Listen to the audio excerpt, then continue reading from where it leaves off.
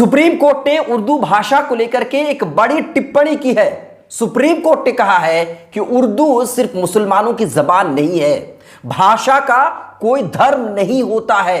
जो लोग भी ये सोचते हैं ये गलत फहमी है। लोगों को इस गलत फहमी से बाहर आना चाहिए। सुप्रीम कोर्ट ने एक याचिका की सुनवाई करते हुए ये बातें कही हैं। आपको बता दें, महाराष्ट्र के अकोला जिले के एक पूर्व नगर सेविका ने एक याचिका दायर की थी सुप्रीम कोर्ट में।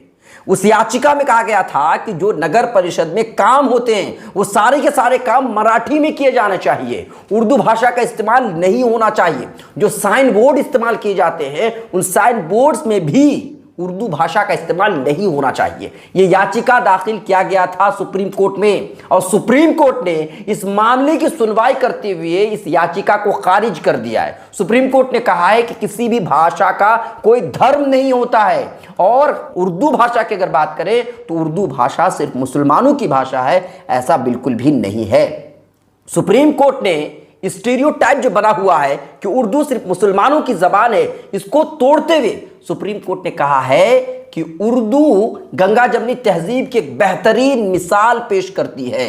यही नहीं बल्कि सुप्रीम कोर्ट ने यह भी कहा कि हिंदी भाषा का उपयोग, हिंदी भाषा का इस्तेमाल जो दैनिक जीवन में हम करते हैं बिना उर्दू का नहीं हो सकता है।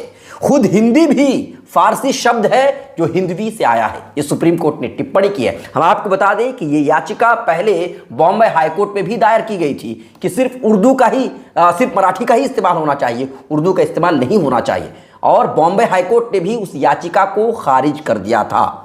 सुप्रीम कोर्ट के जस्टिस सुधांशु धूलिया और जस्टिस के विनोद चंद्रन की बेंच ने फैसला सुनाते हुए कहा कि भाषा किसी धर्म की नहीं होती है बल्कि समुदाय, क्षेत्र और लोगों की होती है।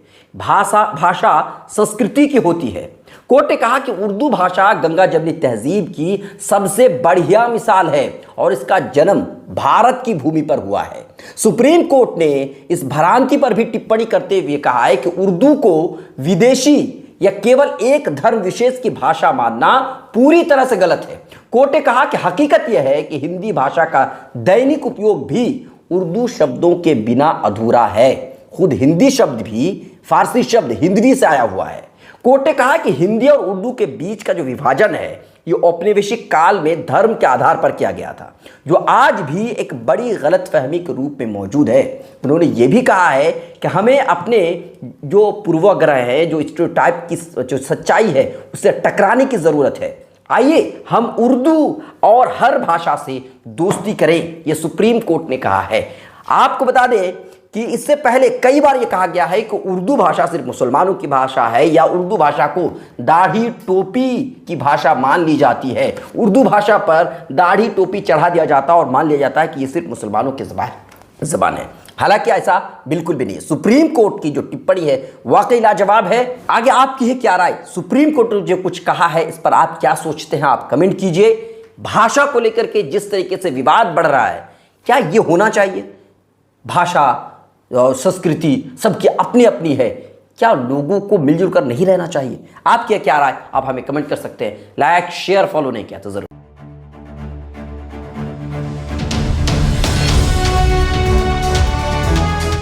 ट्रू रिपोर्ट्स, सच आप तक।